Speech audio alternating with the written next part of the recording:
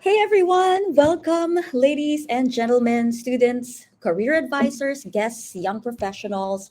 Welcome to our session for today. Really excited to have everyone here joining us. And I'm really looking forward to meeting some of you guys and also hearing what our guest speaker has to say for today. But before we get into all of that, all of the meat of this session, I want to start by saying again, welcome and thank you for spending time with us this afternoon. And to warm things up, can you guys let me know, please, where you guys are watching from and what university or company you guys are coming from so I can give you guys a shout out.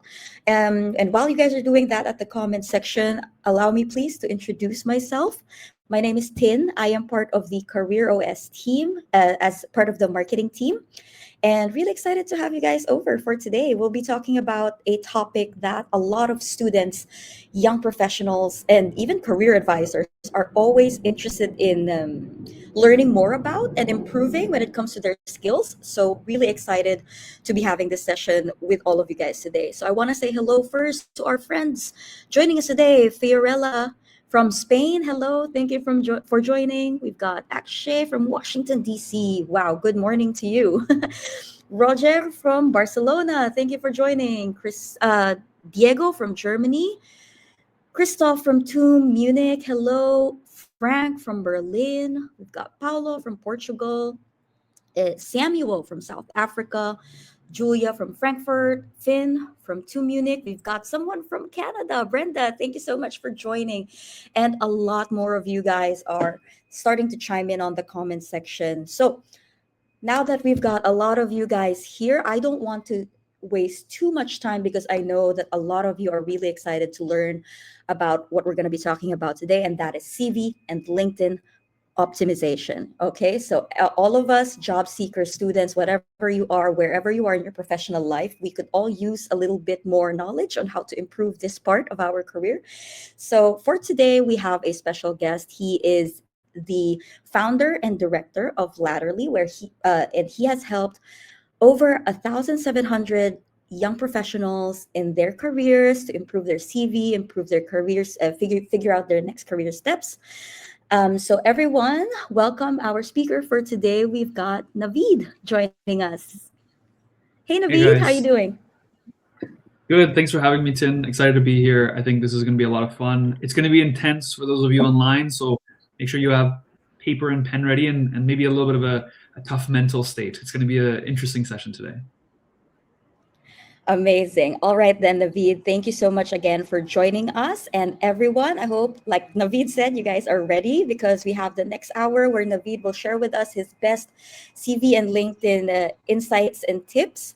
So I will be in the background. If you guys have any questions, please feel free to send it in the comments, type it out, and we will do our best to highlight and answer it. Okay? So, everyone, please enjoy the session. Navid, you have the floor. Thank you. Thank you. Hey guys, super nice to meet everyone. Tin, if you can help me out with just sharing my screen, that would be fantastic. And then we can kind of dive into it. I won't spend a lot of time introducing myself. I really just want to focus on the meat and the materials. So I'll start us off with a couple of like really hard facts about the job market today. All right. So the vacancy rate to employment rate, at least in the UK, is about 2.6, which means that for every unemployed person, there are 2.6 jobs that they would need to be able to reach that minimum threshold. There's a lot of folks who can't find a job because there's just literally not enough jobs to fill, even if there was 2.6 times many more jobs to be able to fill the market space. There's a decrease of 30% of job-to-job move rate. So these are people who have jobs who are moving around. What this means is that the market is a little bit tight, and I think you guys are probably feeling that. This is called the hunker down effect. It means that people aren't willing to change jobs. It also just means there's less for them to move to, and it means it's harder for you to potentially penetrate the market as well.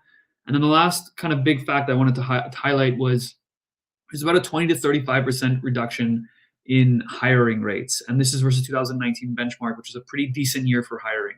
So if you feel like it's hard to get a job, it's not just you, it's also the market. So I just want to give you that peace of mind. And as we go through this session, you'll kind of see a little bit of how we can kind of beat this system. And that's what my goal is. My goal is to help you get around this. The other thing I wanted to highlight for those of you who are on the call, I know you guys are calling from all over the world. Peter, the data is for the UK and the US specifically. So you'll see here a breakdown of UK employment salary for people who have university degrees and for the US. So I just want to have you guys take a quick look at that. I know a lot of you guys are maybe recent graduates, but I do know there's a couple folks on this call who are a bit more experienced. So these are kind of the salary bands that you can expect. One thing to highlight here that you may not know is that these salaries haven't really changed for the last 7 to 8 years. So salaries are also not keeping up with inflation, which means that even if you get a salary, you're not going to be able to buy as much as you could before. So finding the right job in this time is also super critical. If you don't have a job, one of the things I want to highlight for you is that on average, let's say you're somewhere in the middle of your career or a little bit earlier, you're missing out on about 168 pounds a day. And this kind of equates to like getting an iPhone in about a week, or maybe being able to take that dream vacation within 3 days-ish this is for the UK. In the US, it might be a little bit more, or sorry, it might be a little more even just because of how things are priced. But for every day you don't have a job, let's assume that you're not earning 168 pounds a day. So I just want this to be a motivating factor for you. How far are you willing to go for 168 pounds a day, or 267 US dollars a day? Just put that into perspective for a second. This is after tax. And I just want to highlight here, if you don't get that money, if you don't get that bag, somebody else is totally going to grab it from you. So changing up our strategy here is going to be super, super, super critical. All right? Okay. Some more information for you. So for every job posting, there's at least 250 resumes per application. For new grads, it's way higher. It could be in the thousands, depending on what city you're in and what region you're in. But let's assume 250 just as an average. And of those 250 people, about 2% of them are getting interviewed. So it's really, really tight. We're going to focus on how to get into that 2% margin, okay? And I think the first thing that we have to know to understand that is the time that recruiters actually look at resumes for. A first glance for a recruiter is about 6 to 7 seconds, so not a lot of time. So you've got 6 to 7 seconds to impress a recruiter. Not a lot. And I just want to highlight this because when you write your resume and you're worried that I'm not putting enough on there, or maybe I could do more, or whatever, I just want you to remember, Navid told me it was 6 to 7 seconds on a resume. It's not a lot of time. So, okay, enough about facts. Who is this guy who's scaring me? How do I get around this? How do we deal with this? I'm just going to introduce you to Ladderly really quickly. This is the company that I started. We've helped about 1,700 people to date. We've got people hundreds of interviews. We're getting close to thousands of interviews at this point. And we've worked with over 70 universities to get their students employed. So this is something that I love to do, my bread and butter. My goal from this session is essentially to save you time, to save you money, to make you money, and to make sure that you're the one who gets found through this process, okay? All right. With all that being said, these are my rules for formatting your resume. We're gonna start there first, and then we're gonna dive in, okay? So I want you to have pen and paper ready, ask questions, as many as you want. The goal of this is to get your answers answered now and not later, so you can get that job, okay? So rule number 1 for formatting. You guys aren't gonna like this rule, but I promise it's an important one. You should be using your university format for your resume if you're a new grad. And if you're not, you can use the Ladderly format, and I will give you the link for the Ladderly format for your resume. The reason that we need to do this, the reason we use university templates for resumes, is because when recruiters are looking at other students from your school who are also applying to the job, especially if you're from a target school, if your resume looks different, it's really hard to compare apples to apples, right? If you've got 2 business students trying to go for an investment banking role, the differences are really hard to tell if the resumes are formatted differently. But if they're all formatted the same, it's easy for them to pick out the ones that they like. In that case, you want to be what people look like. You want to be the normal. Otherwise, you're probably going to get tossed because these people don't have a lot of patience or attention span to take something different. I think that beyond that, for anyone who's a new grad, and for almost everyone who's experienced, maybe even some senior people, you should be really trying to get your resume down to a page. I know there's a lot of different opinions on this, and it may slightly vary from country to country, but what I'm finding working with people from all over the world is a 1-page resume always works the best. This is just because the person who's reading it is tired. They don't want to deal, they have already read 200 other resumes. If they see you've got one page, it's easier for them to consume. They're more willing to spend time in the details. Okay. Okay. Rule number 3, your font size. Pick one font and make sure everything is bigger than size 10 font. Size 10 is already super small. So we want to make sure that we're not just looking at super small text. We also want to be able to have it legible. So size 12 would be perfect. Size 10 if you absolutely have to. Okay. Lamb. The last kind of thing for the, or not the last one, but the next one would be for your most recent job, you should only have about 5 bullets. Okay. No more than 5 bullets. Some people, I've seen resumes where it's just one job with 26 bullets on it. And I promise you, no one's going to read it. You want at most 5 bullets for your most recent job. And then every job before that should be 4 or less. It's even good if they're on like the lower side, the better. Diego's asking a question. Diego, for the type of font, I would choose just a generic type that is really easy to read, like Calibria or Times New Roman. I think Arial's a little bit tough to read sometimes, but this isn't like a deal breaker. Again, don't go crazy. Don't make everything cursive. It makes it impossible to read. Just keep it simple. Simple resumes do better. I know it sounds counterintuitive, but remember who's reading them. The type, just being able to sort through information faster is better in this case. Okay. And the next rule is 2 lines per bullet max. Okay. So 2 lines is like, if you have a bullet, it should be 1 line, 2 lines. It shouldn't be 3. At the moment it passes that 3 mark, people don't read the whole thing. It's just impossible. So if you have a bullet that's more than 2 lines, I'm going to tell you right now, your bullet is too long. Don't get mad at me. Don't come for me. Just know that that's what it is. Okay. Awesome. If you've got questions, this is the time to ask. So this is formatting stuff. We'll get to content and stuff later too. And I'll teach you guys how to write bullets as well.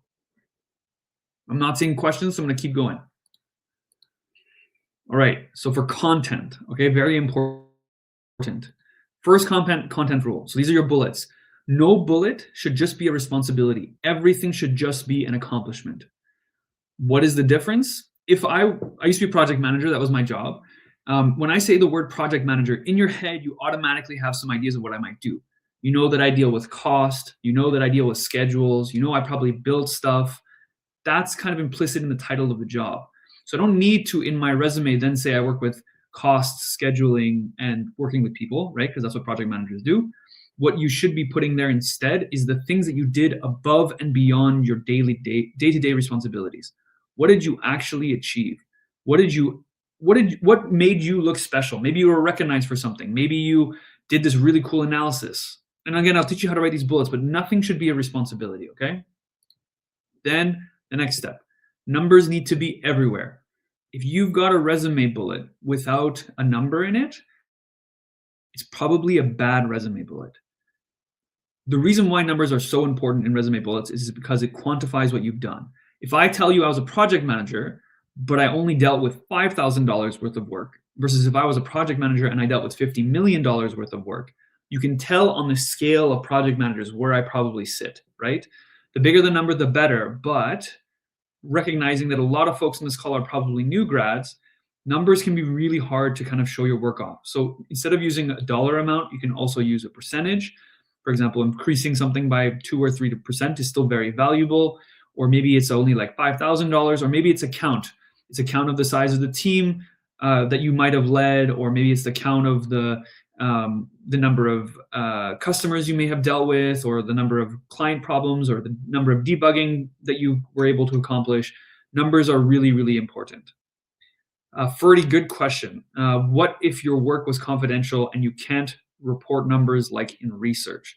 So this is a good question. So I would say there are still numbers that you can probably report from your research without giving up confidential information. For example, if I was doing research on, let's say, how big frogs can get, I may not be able to say like, okay, the answer of the research was this, but I can tell you that I did this many samples in that research and I used this much data in that research, and maybe this is what the cost of the research was.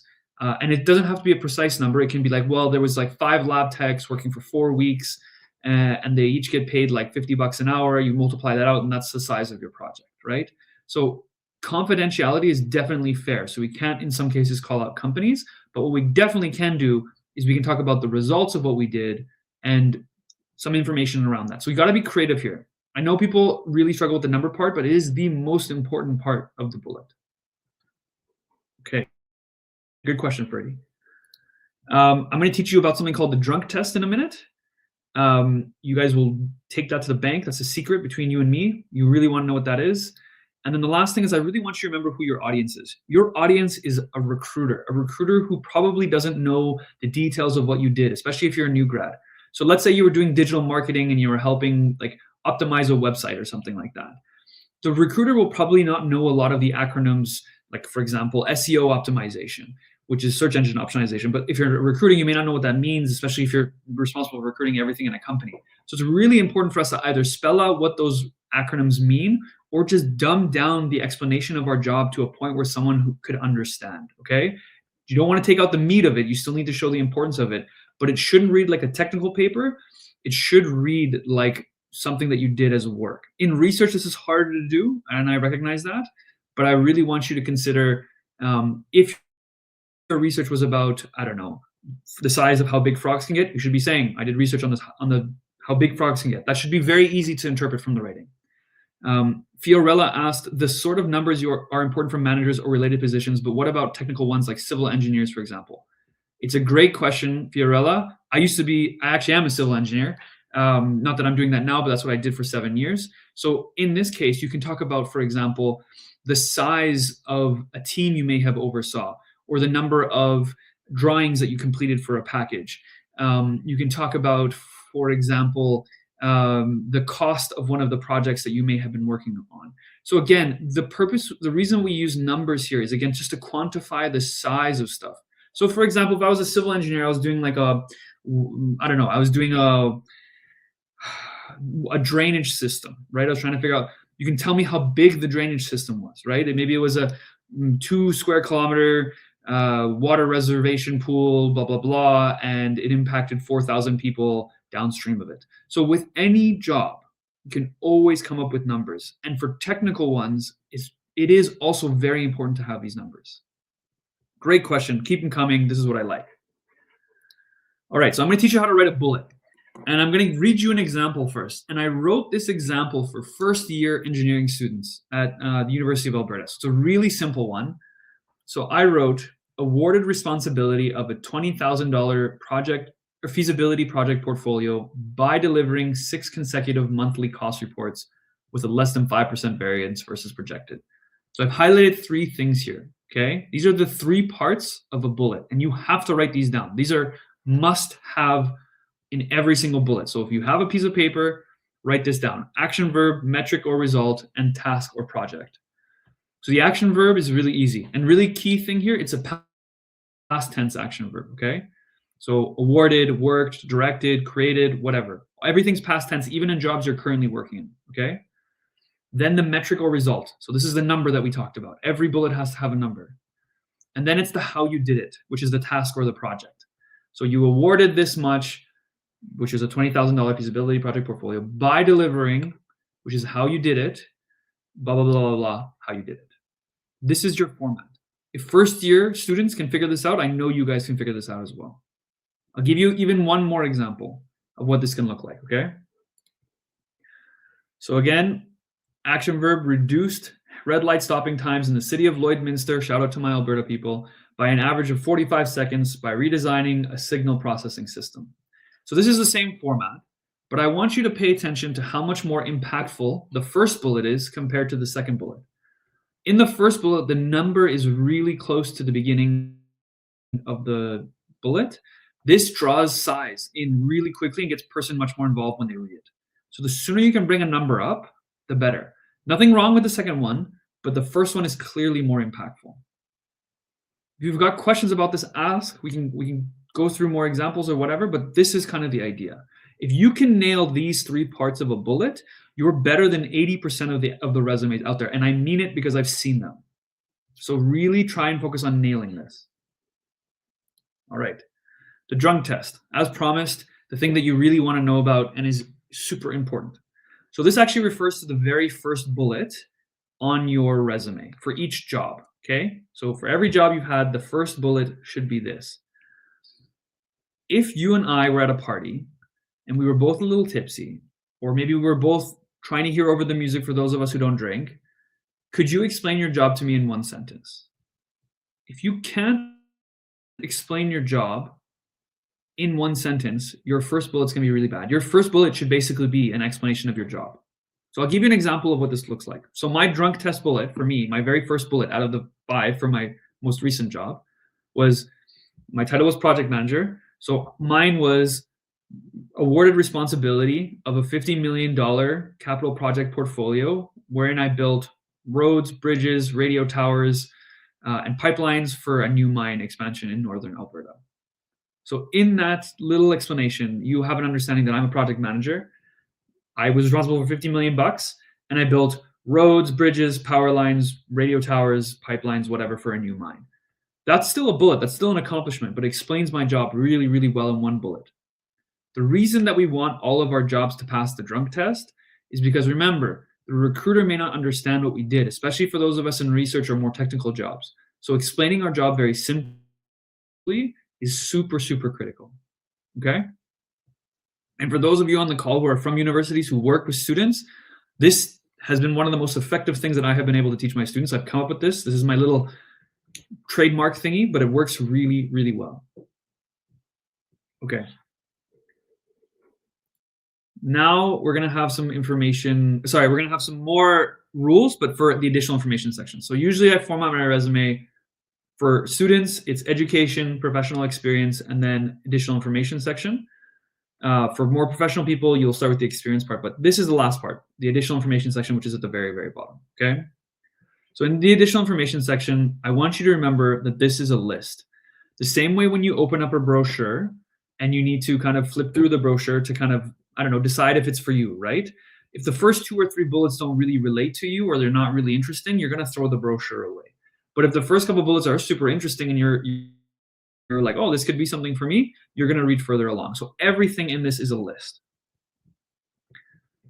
In the additional information section, especially for those of us who have a special power, for example, you're an Olympic athlete, or you wrote a novel, or you host a podcast, or you have a YouTube channel, something that makes you super, super unique, I like to make that the very first bullet of the additional information section.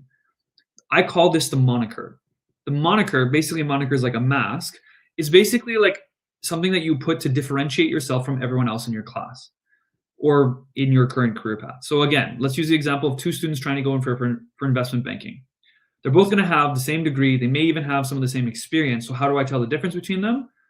I can tell the difference between them based on the moniker. This will tell me the difference between the 2 of them. It will be like, oh, I really like the Olympic athlete guy, or I really like the girl who wrote her own book, or I like this person who started a nonprofit, or I like the guy who was the president of this university club, or whatever. This moniker, the first bullet on your additional information section, is a really powerful way to make you stand out and be unique. And some of you on the call are probably thinking, well, I don't really have anything that makes me unique or special, or I'm going to really struggle with this one. I always like to tell people like this: you should be going back to your friends that you go to school with, your family, your old coworkers, and be like, hey, what's the coolest thing I've ever done? Or what's the thing that you think that makes me unique amongst others? Again, this isn't the fact that you're like nice or that you're a hard worker or whatever. This is more along the lines of like, you've done something really cool that is worth mentioning. Competition, you won an award, something really cool that makes you stand out. You're a grandmaster at chess. I have no idea, right? So this is a moniker. Don't kill yourself over this.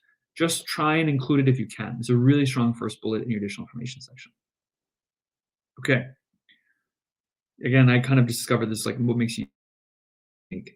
The additional information section can also have things like your technical skills. So if you have programming languages, you should list them. And again, it's a list. So remember to list them in order of importance for the job you're applying for. So for example, if you're an engineer like Fiorella, then you should be making sure that you put, for example, AutoCAD or Civil 3D or whatever the softwares are that are relevant to that job first on that list before you put things like Maple or C++ or whatever. For computer students, it'll be different. I really don't want to see Microsoft Word or Microsoft Office. The only time I want to see anything Microsoft related is if you can do VBA programming in Excel. The reason why is if you've gone through university, I'm probably going to assume that you know how to use these tools decently well, not amazing, but decently well. And you wrote your own resume, so I'm hoping you can use Word. If you can't do those things, we have much bigger problems. But I would save the space, and I definitely just focus on your the most relevant softwares for the job that you're doing. Okay, I'm going to keep going. I'm not seeing a lot of questions, but I would like to see more because I want to answer the questions you actually care about. This is for you guys, so make sure you're utilizing this, okay? All right.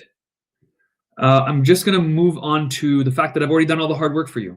So if you scan this QR code, you will get a template for a CV. It's a Latterly template that we created. It's called Our Favorite Resume. So I've done the hard work for you. If you want all of the explanations for what this looks like, the template breaks down all the different components of it really, really nicely. It even breaks down the how to do each section. So how do you do the action verb, the whatever. For those of you who don't want to scan it, it will look like this, which you can't see, which is okay. Anyways, you guys can click through it and you guys will see it. But just for you, I've done the hard work. All you have to do is use a template. Again, use the template for those of you who don't have one for school. If your school has one, use the school format. But you can still pull information on from the one I have. All right, question. But what about adding Microsoft Excel to match the keywords for ATS to match the job description? Oh, great question.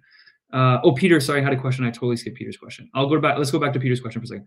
What if ATS is looking for Office or Excel? I promise ATS is not looking for Office and Excel.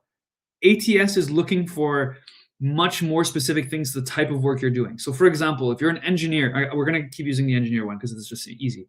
If you're an engineer, what if ATS is looking for Office or Excel? So they won't look for the word Microsoft Office or Microsoft Excel. They're much more likely to look for words like engineering, civil 3D, design, whatever, certain kind of keywords that are related to specifications that engineers have to follow, that kind of thing. Okay, so don't try and beat ATS. Actually, as a general rule, there's a section later on where I talk about ATS. Do not try and beat ATS. You will lose every single time because the moment someone actually opens up your resume and just sees that you've included all of all of these random words, it just kills your resume.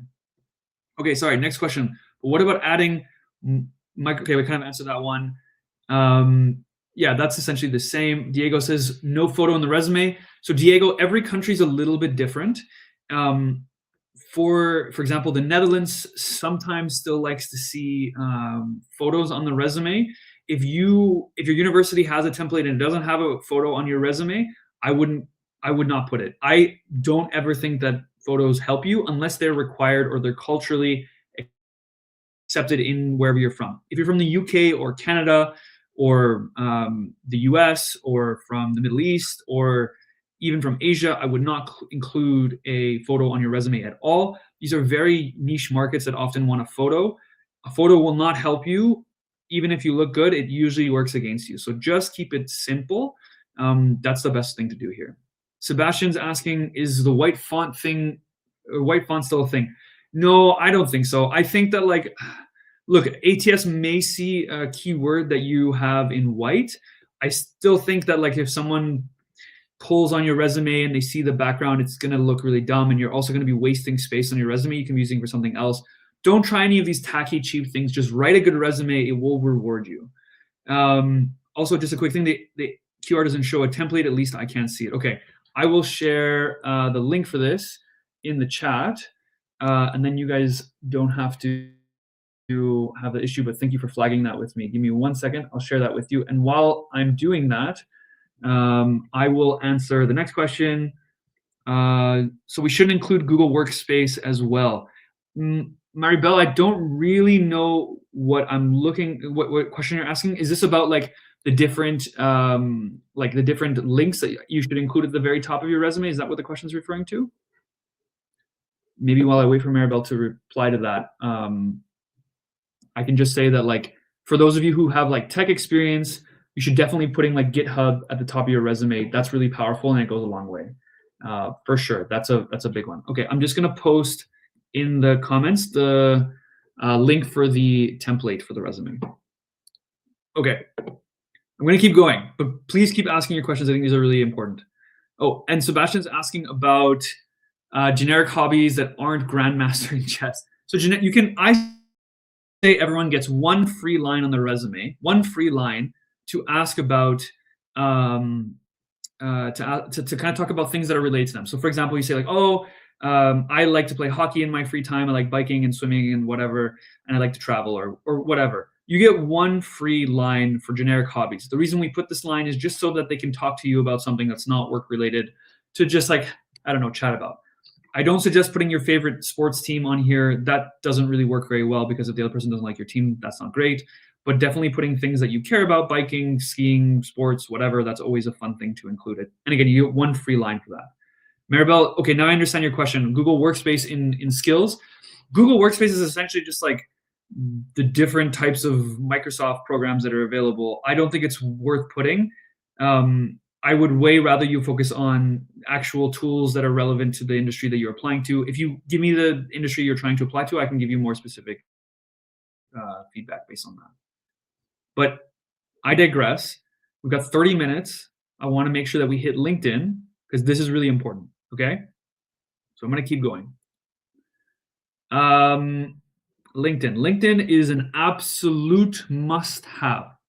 Absolute must-have. If you do not have a LinkedIn, you are toast, because recruiters will almost always look at your LinkedIn. And this is especially true for younger folks, okay? So for those of you on this call who don't have a LinkedIn, 100%, you're toast. But you can fix it right now. You can definitely create a LinkedIn. It only takes about 30 minutes, especially if you know how to use a computer. You guys aren't old, likely. If you are, that's okay too. I helped lots of old people create LinkedIn. I've had 75-year-olds who we've created LinkedIn pages for. Everyone can do it.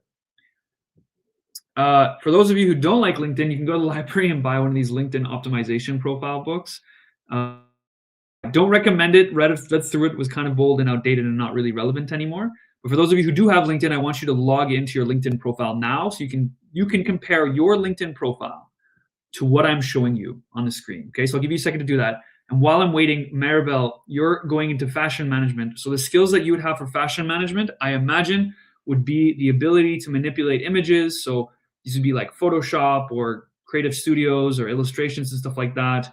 I imagine that there may be some sort of like CRM tools like SAP or I don't know, Salesforce that you would likely need to learn how to use for fashion management. And if the answer is there is no softwares that you need to use in fashion management, that's also okay. We don't have to put a list of softwares, but including some of them is definitely going to be valuable. Okay, I'm going to assume that you've all logged into your LinkedIn now. Okay, there's another question. Tabassum's asking, do we really have to add the city and province? If we have international experience, can we just add the country name instead? Okay, so I would 100% always put the city and the country at minimum. I don't think you need to add the province. If you're just applying within your own country, adding the province is a nice touch. You don't have to put the whole province. I'm assuming this person's from Canada. So if you're from Alberta, it would be AB. If it's from Toronto, you would put Ontario, so ON. If you have international experience, this is kind of what shows that international experience. But if you just put Canada and you're applying to a job in Canada, that can mean anything. Canada is the second largest country in the world. So we want to make sure that we're a little more specific. Finn's asking, would you say getting into consulting and finance got even harder during these times? Absolutely, 100,000% yes. I will talk a little bit about this at the end. So Finn, remind me about your question and I'll talk about what getting into finance and consulting looks like. Okay, LinkedIn. Sorry, I'm a bit of a scatterbrain here. Everyone's got their LinkedIn open. Super easy. Choose a nice headshot. I know this sounds really obvious, but most people have a really, really, really bad headshot. You should be wearing something nice, maybe a dress shirt, maybe a tie, or maybe a suit if you want, but like you should definitely look professional in your headshot. The only exception to this would be if you're in tech. If you're in tech, you can wear a little bit more casual because tech bros be tech bros and they want someone who is going to be cool and chill, likely. Just kind of the nature of the industry. But for those of us who are trying to pursue professional careers, let's say engineering or business, suits are definitely a must-have, or at least a dress shirt in your photo. So a couple of very simple examples. Smile. For God's sake, smile. Make sure it's not more than one person in this thing. Like, we really want to make it look like you've intentionally taken this photo for working and it's you. I know it sounds so silly, but you have no idea how many headshots I have to fix for some of my clients, and they pay big money for me to tell them this stupid lie. Not stupid lie, but this stupid piece of information. All right, actually have a cover photo. So a lot of people just put a headshot, but they don't put a cover photo. Cover photos are strategic. So we want the cover photo to match something related to the work that you're going to be doing. If you can't come up with it because it's not really relevant, then you can just put something nice, like a nice, I don't know, a nice view or something. But for example, for Maribel, who's going in fashion management, I would suggest that your background has something fashiony. Maybe it's a cover of Vogue. Maybe it's, I don't know, a runway. Maybe, I have no idea. You choose, but it should scream what you work in. We talked about engineering earlier. Putting like an excavator or like a big piece of steel is something like super cool. That would be awesome.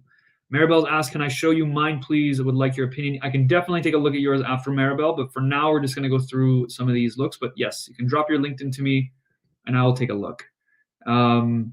Okay, continuing on. Customize your LinkedIn link. So for those of you who don't know, you can customize your LinkedIn link. So some people will have really, really long LinkedIn names, but what you can actually do is you can personalize it and change the ending of it to be a little bit more specific. So for example, the end of mine says Navid Eskandar. It just makes it a little bit more specific to me. It's not just a bunch of numbers and stuff like that. If you don't know how to do this, you can put this into just Google, hey, how do I customize my URL? And it'll tell you how to do that. All right. And make sure you fill out your work experience. You don't have to put bullets in every single job, but you definitely need to at least put the company that you worked at, the role that you worked at, the times that you worked at. Don't leave your LinkedIn page blank. You can put other stuff in there too, like the accreditations and stuff like that. That stuff's always really valuable, but really, really important. At least bare minimum, put your work experience, put your education, that kind of thing. All right. Your headline. And then Maribel and Tabasum, if we have time at the end, I'll definitely take a look at your guys. We'll have a chat once we kind of wrap up here. So what is your headline? Your headline are the very, very important parts of signaling that happen underneath your name. So I pulled an example of this dude named Vincent. This is a random example. I don't know who this is. Please don't message this person. But I want you to see something he's done really, really well, right? So he has broken up his headline into keywords that are related to what he does.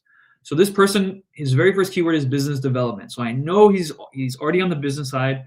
He does channel partnerships and digital marketing. So I know what this guy does without looking at anything else in his resume. I know he's doing digital marketing. I know he's trying to make new connections. I know he's trying to find partners. That's very obvious. I know he works at WorkSuite and he went to Syracuse University. So this header section is critical. So I always suggest start your section by what you're trying to get into, okay? So if you want to get into strategy consulting, put strategy consulting. If you want to put private equity, put private equity. If you want to do investment banking, you can put that. Social entrepreneurship, put what you're trying to get into in your header section, okay? You can include your degree if you want. I've given a couple of examples for LBS candidates, for MBA candidates.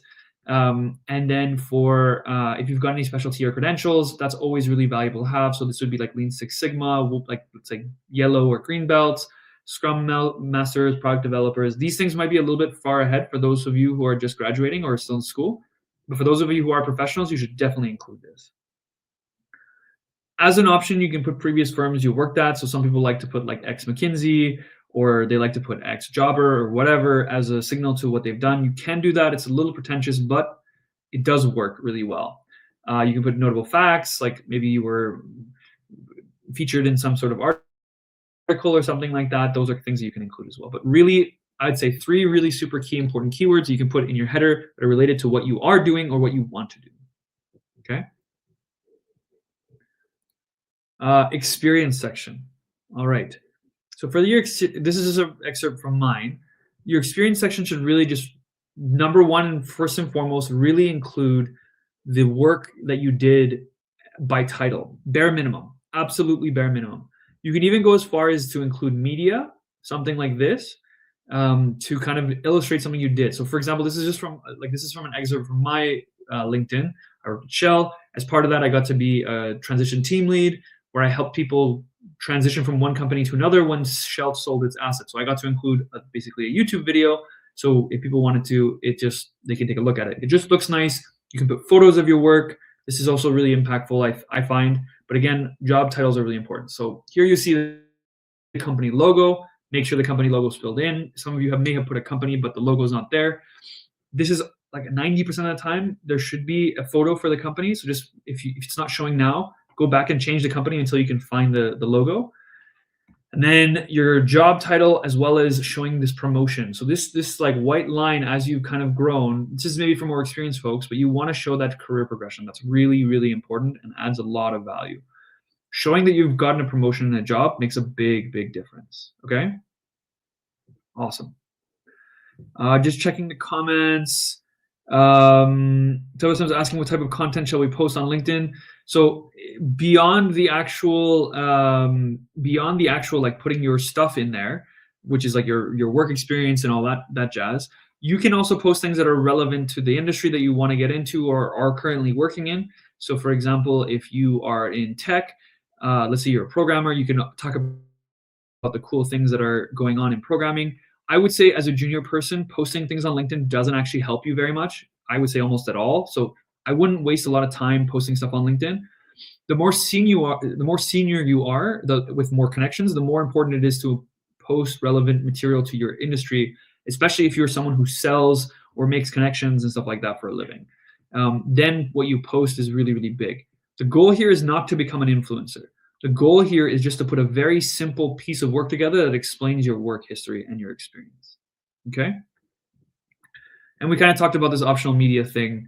And again, just a little tiny bit. Don't put all your resume bullets on your LinkedIn. It's not what it's for. It looks bad. And it will change. As soon as you change your resume, these bullets will have to change. You'll forget, and it just looks really mismatched and ugly. So I don't suggest pulling your resume bullets. If you feel like you need to explain something, try and do it in as little words as possible. Maybe like one bullet, one line, just to be like, oh, this is what I worked on. For example, this is my thesis, that kind of thing. Okay. Finn's asking, what skills should I choose? I heard that there's a maximum amount of skills to add. I don't know if there's a maximum amount of skills to add. I think that there is, I don't know, I've never gone to the limit, but you can definitely add a ton of skills. And the skills should be relevant to the job that you're applying to, very specific. So for example, if you're trying to do, oh, Peter's saying 100. Okay, cool.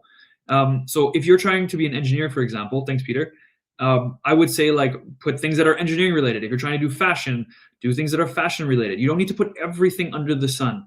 The whole point of this, like of LinkedIn, is to kind of like make you like provide a ton of evidence that you are one thing. We're trying to super profile you into a niche, so you don't look like you do 20 things. You want to look like you got one thing. Appreciate you got my back, Peter. Thank you. But again, we should choose skills that are really relevant to what we're trying to get into or what we're doing. Being a specialist these days is really valuable. Generalism is worth less and less every day, just because jobs are so complicated now that like you need to have a speciality at some point in your career. Not yet, especially for those of you who are just starting, don't worry about that. But for those of us who are mid-career or late career, we should really be focusing on specializing and showing a specialization towards kind of subject matter expertise. Okay, let's keep going. Oh, and this is really important. Not everything has to be on your resume.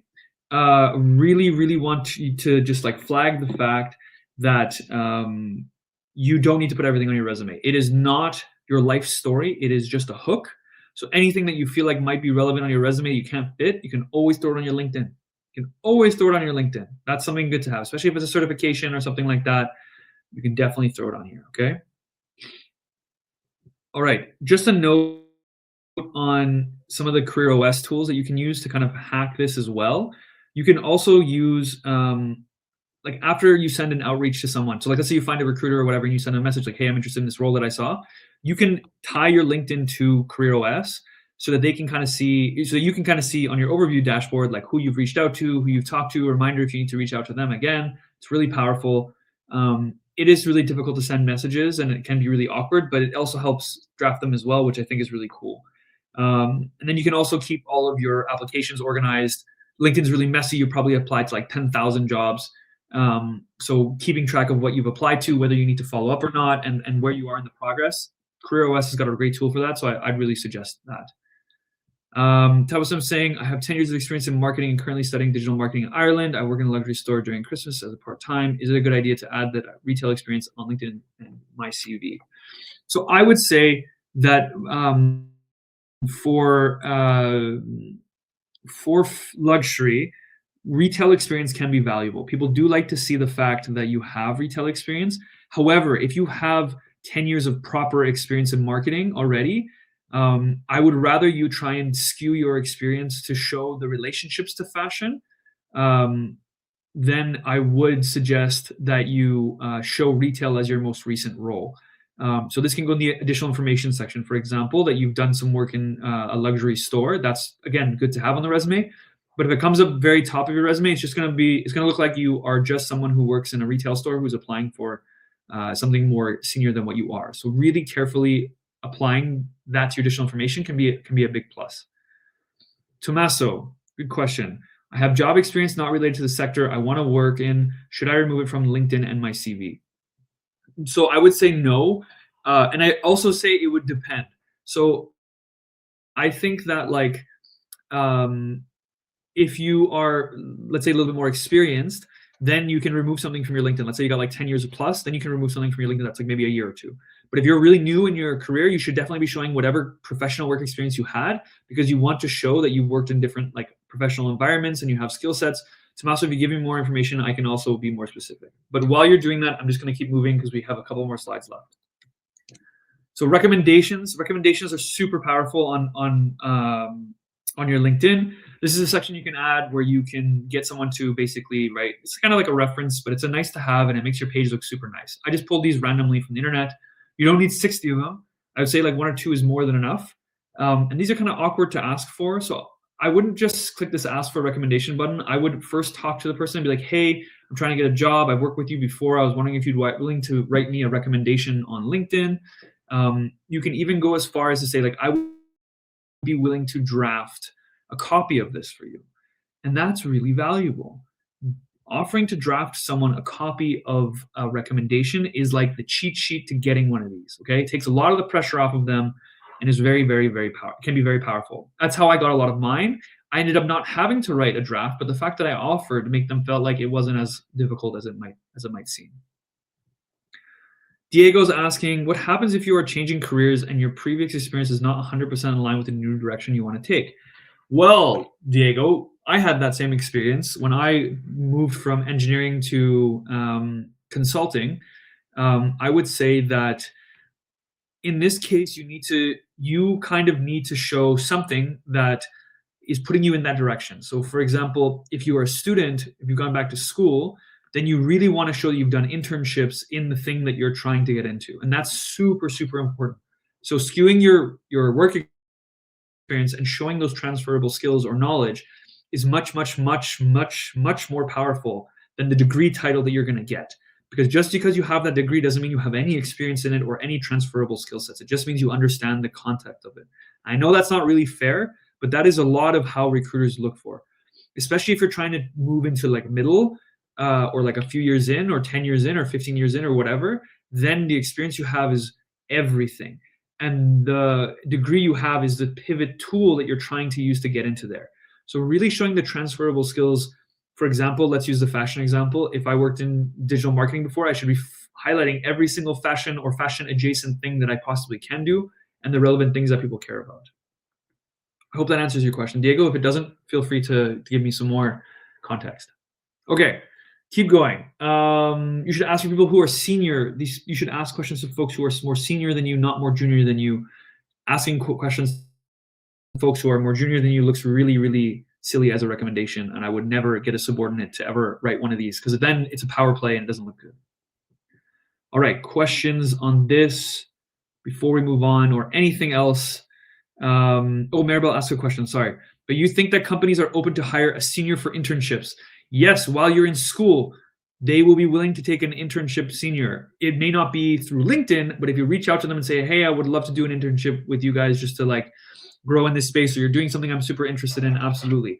I know people who've managed to get internships in just about everything, from media to I don't know, working for Disney, for working on The Economist, whatever. You can get an internship. It's just hard, but it's doable. Getting that internship is huge, especially if you have a connection.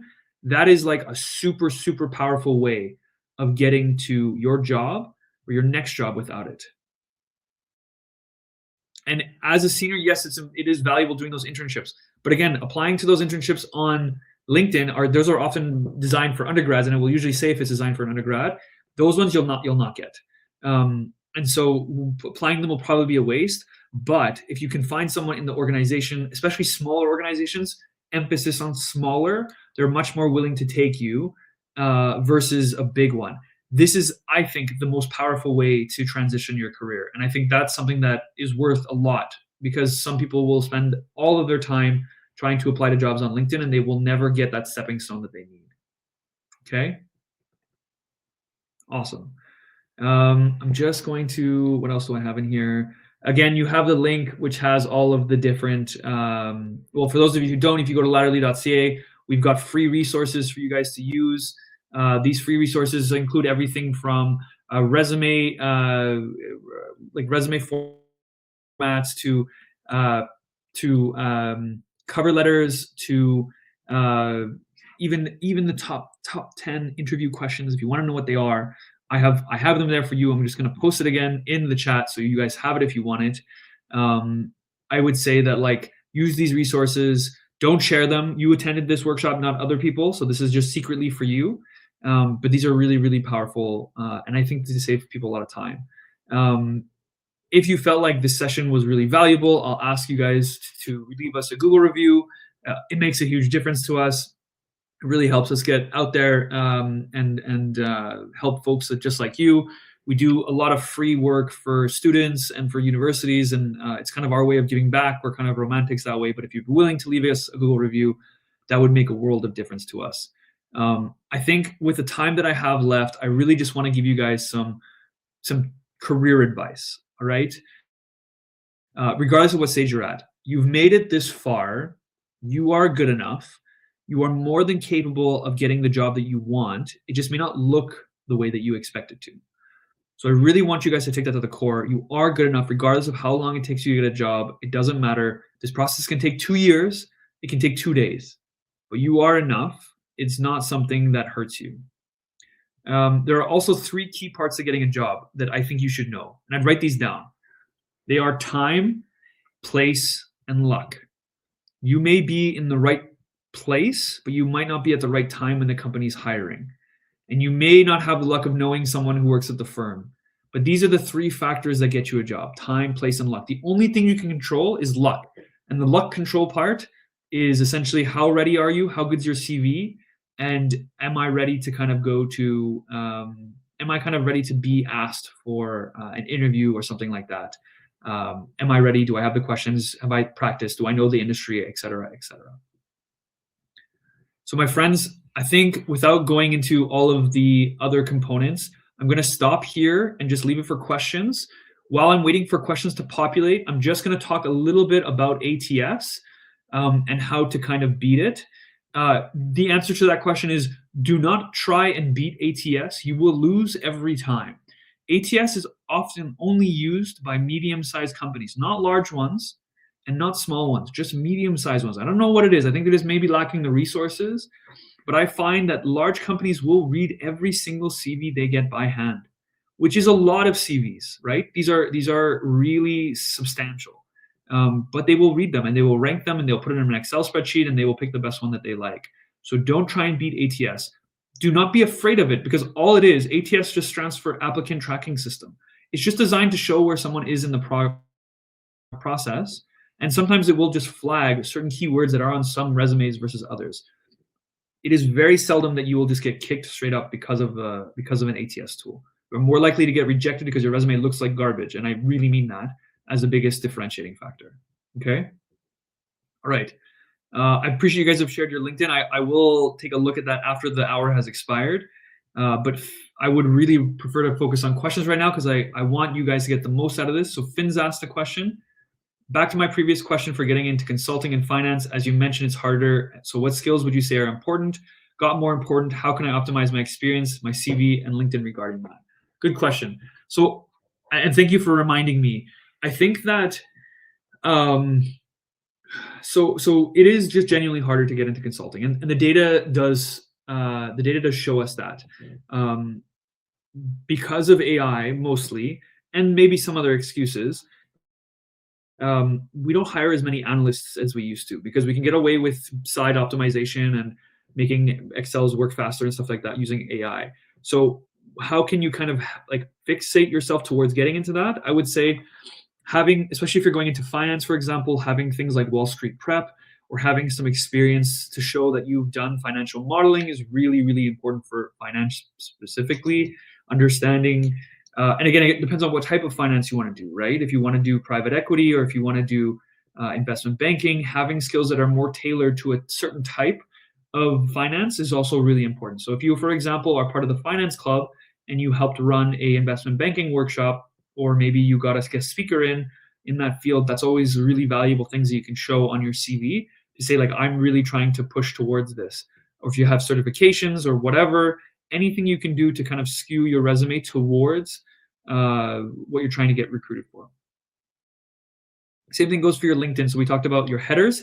Your headers should really try and show what you're getting into. Now, with the header, you can't really pick two industries. You can't pick finance and consulting. You can only really pick one because then it kind of, otherwise it skews. So I would pick the one that you feel like is the better fit, you're more likely to get and you like more.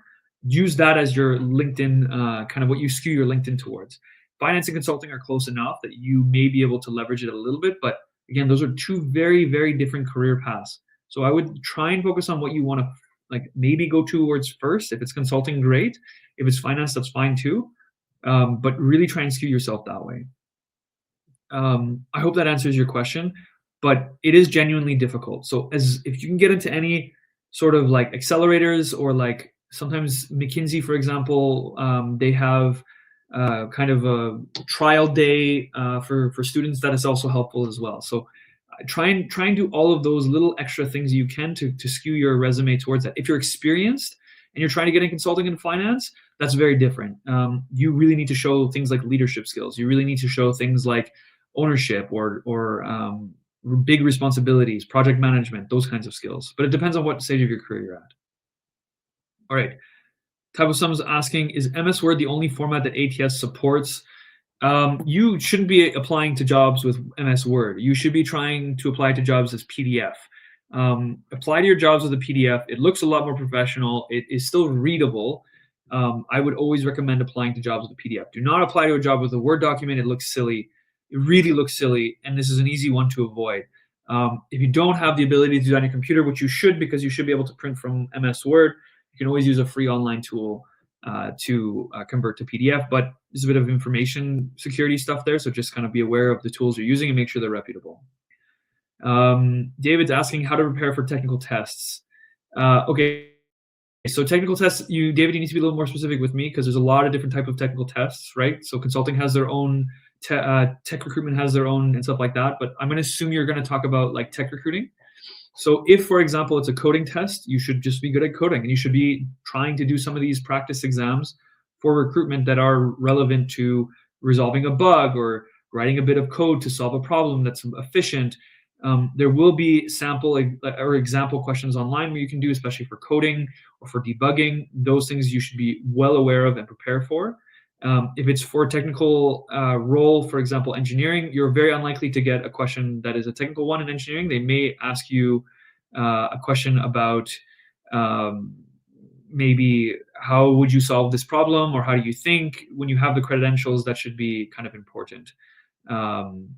Yeah, I hope that answers your question there. Peter's asking about HackerRank or LeetCode. So for coding, again, I think what I said was there are opportunities to practice these things. There's a lot of examples of problems you should try and solve. Be structured. Try and simplify your code best you can. Make sure it's clean. You've got a lot of time to practice coding, and you've probably already practiced a lot of coding. But showing your ability to take a complex problem and reduce it to a really like a simple and clean way is much better than showing code that's super complicated. Maribel says, sorry if I misunderstood you. Said that you can put all the same, sorry, that we can put in a same file all the messages and our applied jobs on LinkedIn. Maybe I didn't understand your question, Maribel, but what I think you're asking is like, you can put, actually, I don't understand what this question is asking. Maribel, maybe if you can ask it a different way, I can answer this. I'm sorry, I'm not understanding the question. Finn's asking, would you suggest not to write further info for each job experience on my LinkedIn, right? Or numbers like in CV will help? I would not put numbers on your LinkedIn. I don't think that, yeah, I wouldn't put any numbers on your LinkedIn. I think that's too much information. I wouldn't put any bullets on your LinkedIn. It's just kind of being nice, clean, and concise. Keeping it kind of short. The less information on your LinkedIn, the better. Again, it's just a hook. Your CV should have the numbers. That's really what matters. That's really where we want to point people to. Yes. Okay. What other questions do you have? I have a few minutes left. I realize that we're kind of out of time now. I will stay for a few more minutes. So if you do have questions, please ask them. This is your opportunity to ask. And again, remember, I charge people a lot of money to answer these kinds of questions. So use this opportunity. It is rare that you get to attend a workshop where people will answer questions like this. Do you have any suggestions for creating work portfolios for marketers? Oh, this is a great question. So I think that creating a portfolio is a super powerful way, especially for those of us who are in the more creative space or digital space, to show off our work. So for digital folks, you can use like GitHub, but for portfolios, building a website is really powerful. But if you don't want to build a website, at least build a web page where you can show off some of your work, showing off, for example, maybe how well you were able to convert customer acquisition costs, or how you brought them down, or maybe a certain marketing campaign that you ran. If it's visual, you can show that. I think that having different aspects that are easy to click through on a digital platform are really valuable. There are also websites that are dedicated to creating portfolios for people, or they give you templates to follow. Again, just having a template is what's important. Putting the time in to show your work, whatever form, is always valuable, and not having a template. I would say that that's always a win, always a win. Maribel says, sorry, did you mean that we can keep all messages and jobs we've applied to on LinkedIn in the same file? No.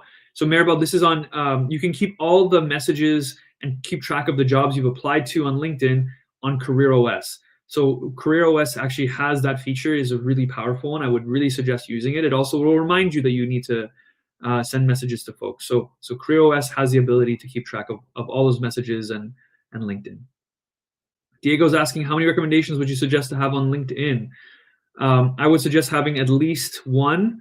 If you can have one, one is more than zero, and that's always good. If you can't have any, that's, again, it's not the end of the world. I'd suggest like 3, especially, and I think it also depends on what stage of your career you're on. The earlier you are in your career, the less important this is.